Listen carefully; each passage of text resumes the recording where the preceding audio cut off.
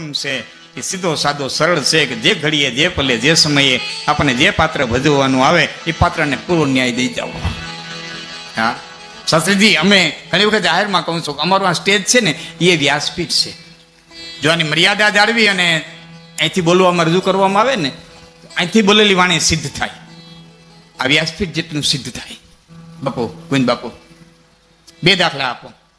22 વર્ષ પહેલા હું જંગીના સ્ટેજ ઉપર બોલ્યો તો, સમસ્ત આહિર સમાજ ભેરો થયો તો, આહિર 24 ભેરી થઈ હતી, ત્યારે રણછોડભાઈ ત્યાંના પટેલ આહિર સમાજ આજ પણ હજી છે, એ હયાતે છે, હજી પણ પટેલ જ છે, રણછોડભાઈ ડાંગરેશ્વર મહાદેવનું મંદિર બનાવ્યું. 22 વર્ષ કે 20 વર્ષ પહેલા હું બોલ્યો હતો કે જુનાગઢના ચોકમાં એક દેવાય બોદરનું પૂતળું મુકાય એવી મારી ઈચ્છા છે.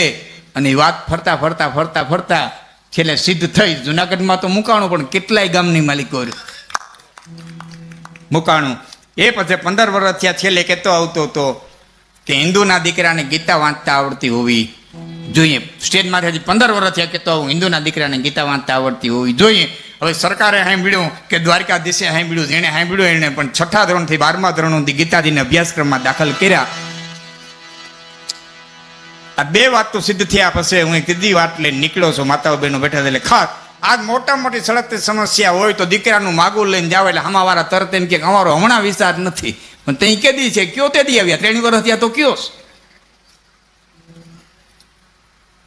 પેલું નકાર પડબારો અમારો હમણાં વિચાર નથી.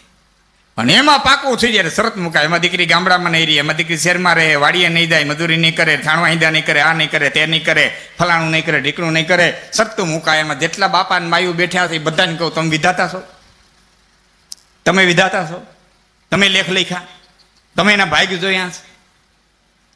દ્રુપદની દીકરીને મજૂરી મંડાવી પડે, હું આપણી દીકરી નહીં કરે, ભાઈ કેને વાંચા છે. બીજી વાત, જેટલા માવતરે શરત કરીને દીકરી પરણાવી છે દુઃખી બહુ થયું. મારી ક્લિપ બહુ ફરી છે આ, છતાં ફરી વાર યાદી અપાવું છું. રાજા જનકે શરત કરી હતી કે ધનુષી પણ સડાવે ને જાનકી પરણે. એ રામે પણ સડાવી, જાનકી પરણે. આખી જિંદગી જાનકી દુઃખી થયા.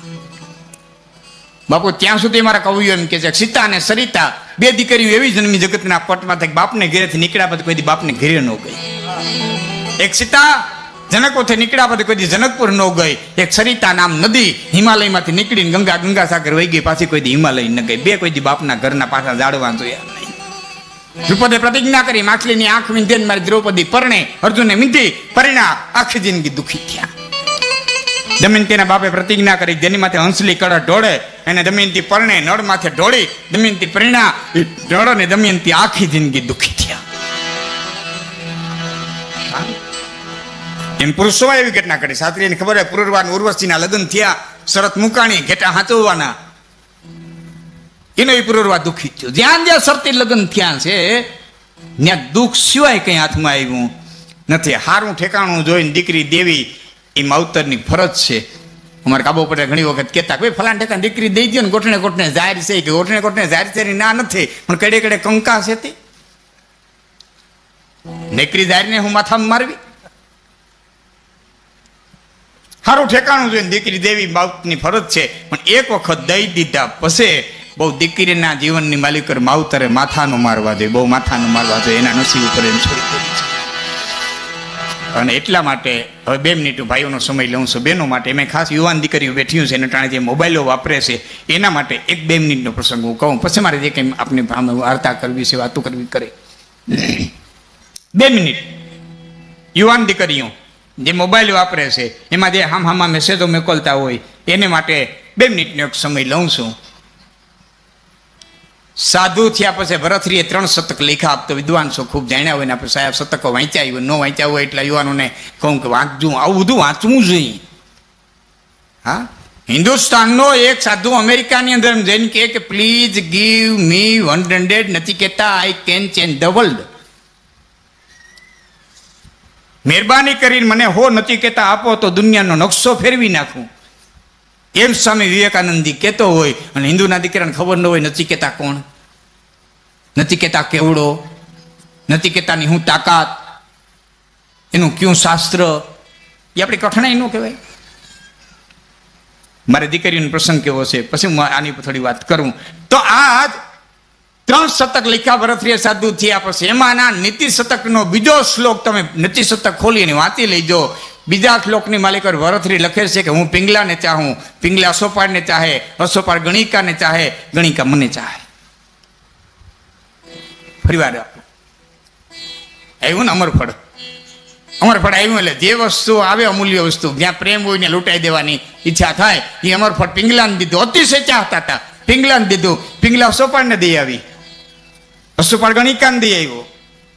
અને ગણિકાએ વિચાર્યું કે આ ભવ તો ગણિકા થઈ અને વિતાવું છું, આમાં અમર થઈને હું કરું? 92 લાખ મારવાનું, ધણી ખાય તો અમર થઈ જાય. અને આવ્યું ભરતરી પાસે, એ તપાસ આલી અમરફળ આવ્યું ક્યાંથી? એ રાઉન્ડ આયલો ઊંધો, રાઉન્ડ આયલો ઊંધો. અને ભરતરીને એમ થયું કરે હાય હાય હાય હાય હાય, પ્રાણથી વધારે જેને હૃદયની માલિકોને મેં સ્થાન દીધું હતું એ પિંગલા એટલા બેવફા, આટલું મારાથી ઘા લાગ્યો. અને ઘા લાગ્યા પછી દુનિયામાં 2 જ વ્યક્તિ નીકળે. સમાજનો ઘા લાગે ને એટલે કાં સાધુ થાય ને કાં બારવટીઓ થાય, ત્રીજો નો નીકળે. કાં વેર લેવા બારવટીઓ થાય અને કાં સમાજ છોડીને વ્યો જાય. અને એ ભરતરી છોડી દીધા. અને પછી લખ્યું કે હું પિંગલાને ચાહું. પિંગલા શબ્દ નથી લખ્યો, પણ હું જેને ચાહું, મારી સ્ત્રીને ચાહું, હું પિંગલાને ચાહું. પિંગલા અશોપાળને ચાહે, અશોપાળ ગણિકાને ચાહે, અને ગણિકા મને ચાહે. તમે આમાં દીકરીની શું વાત આવી? દીકરીની વાત એટલા માટે લઉં છું કે અટાણે વોટ્સબુકમાં, ફેસબુકમાં જે કાંઈ હામાં મેસેજ કરતા હોય અને એમાં દીકરી બાપની ઇજ્જતની માથે પગ દઈને જદી હાલતી થઈ જાય. દીકરીએ બાપને પૂછવું જોઈએ, બાપ તને ઇજ્જત કમાતા કેટલા વર્ષ લઈ ગયા? બાપ તો આટલી ઇજ્જત કમાણામાં કેટલો ખર્ચાણો? બાપ તો કેટલો છોલાણો? બાપ તો કેટલો ગહાણો? બાપ તને આ સ્થાને પહોંચતા કેટલા વર્ષ લઈ ગયા? બાપે તારી જિંદગીના અમૂલ્ય દિવસો કેટલા વેઠમાં કાઢ્યા? અને 35 રૂપિયાના પેટ્રોલ નાખી નીકળી જતા હોય, સંપલના વેત ન હોય ને પાછા એ અમે પ્રેમ કરીએ છીએ નામ. અને એની માથે વિશ્વાસ મૂકીને બાપની ઇજ્જત માથે પગલું દઈને દીકરી હાલી નીકળે.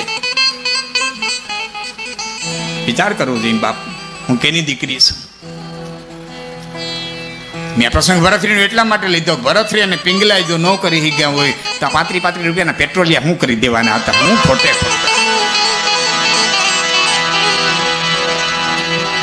રમેશમાં love is part of life, not life. Love is part of life, not life. કાંઈ ન થાય સાહેબ, એ તો ખાલી 5 દિનની વાતું હોય. એટલે યુવાનોની મજા આવે એટલે એક કડી લઉં છું. બ્રહ્મના બાપને નથી છોડ્યો. કવિ કાગનો એક દુઓ તમને કહું. જય થપાણના થરને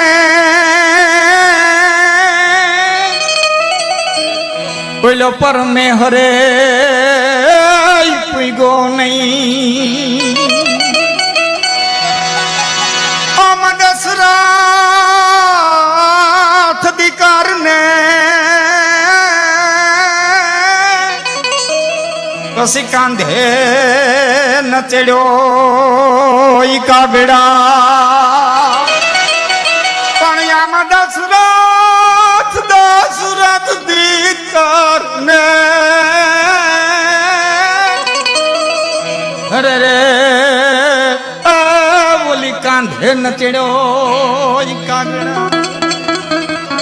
4 હતા, રામ, લક્ષ્મણ, ભરત, શત્રુઘ્ન. છતાં ખાંધે ચડીને બાપ ગયો નહીં. રાજભુવનમાં 6ઠી રાત્રિ હતી, રામ ગયા એને. કૌશલ્યાને કીધું, કૌશલ્યા જોતો માં કઈક છે. મહારાજ કાંઈ ન જોતો ને માં કઈક છે. મહારાજ કાંઈ નથી. અયોધ્યાની દિવાલ છે, રાજમહેલની દિવાલ છે, કાંઈ નથી. કૌશલ્યા મને કંઈક દેખાય છે. શું દેખાય છે મહારાજ? મને કંઈક દેખાય છે. તો વાત તો કરો, શું દેખાય છે? કે આંધો ને આંધી બે તપસી રે એની મૂર્તિ ખાડ ખાડ હસી દશરથ ને છેવટ દેખાણા રે રે રે બોલા એ આંધો આંધી બે તપસી. બાપુ તા તો હાંભળ્યું જો બન રાજા ને પાપ હાંભળ્યું અને કાયા શિકારે કસી. પાછળ હટી ગયા રાજા. જુવાની આવી ગઈ શ્રુતિપટ ઉપર. એ કાળી દાઢી, એ વખતે અયોધ્યાનો રાજા નહોતો, રાજકુમાર હતો.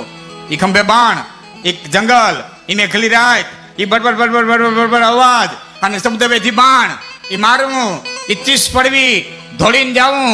હાંભળ્યું જો બન રાજા ને પાપ હાંભળ્યું, અને કાયા શિકારે કસી.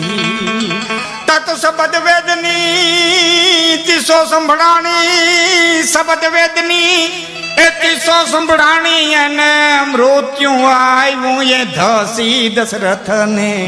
છેવટ દેખાણા રે રે રે બોલા અંધોયંધી બે તપસી. રાજભવન માં રાણીઓ સુતી એને નેણલે નિંદ્રાવસી. કાગ કે દીકરા પાહેનો દીઠા એને વિપતી પાસે વસી. ચાર માંથી એકે દીખા નહીં, રાણીઓ હુઈ ગતી. પછી રામ રામ કહી અને રામ રામ કહી રામ. 6 વખત રામ શબ્દ બોલ્યા, નીકળી ગયા. આટલી વાત તમે એટલા માટે લીધી હતી, બ્રહ્મના બાપને નથી છેડ્યો, તમે હું કઈ વાડીના મૂળા માટે કરતા પહેલા બહુ વિચાર. કર્મ પ્રધાન વિશ્વ કરી રાખા, અને જો જસુ કરે એ તાસુ ફલ ચાખા. આ તો તમારા દીકરાના વહુ તમારી સેવા કરે એમ તમે ઈચ્છતા હોવ તો તમારે તમારા હાહુની સેવા કરવી પડશે ને કરવી પડશે. દીકરો મને નભાવે એવી જો બાપ ઈચ્છા રાખતો હોય તો બાપે એના બાપને નભાવવો પડશે. આ એક સનાતન, આ એક સનાતન સત્ય છે.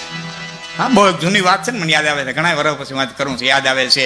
એક છોકરાને બાપને જંગલમાં મૂકવા જતો હતો. એ કીધું બાપા હાલો તમને જંગલમાં મૂકી આવવા છે. બાપાએ કીધું કે એક કામ કરીને બેટા, એક દી ખમી જા ને ઘણા અટણે ચાલો. એ ધરાર ઉપાડ્યા, લઈ ગયો, જંગલમાં ઉતાર્યા. એટલે બાપને બહુ ઓઠું હૂતું હતું, હેઠું પણ આમ ધોળ મીંડા ફફરવા. એટલે કીધું છોરા હું, બાપે ને છોકરાએ કીધું બાપા હું તપાસો છો? એ કે હું જાઉં છું, મારા બાપને મૂકી ગયો તો ઈજા જમી છે કે બીજી?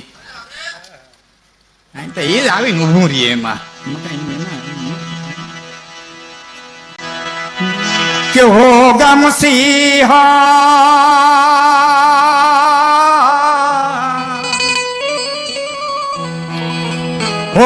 मसीहा सामन तेरे फिर भी न तू बच पाएगा तेरा अपना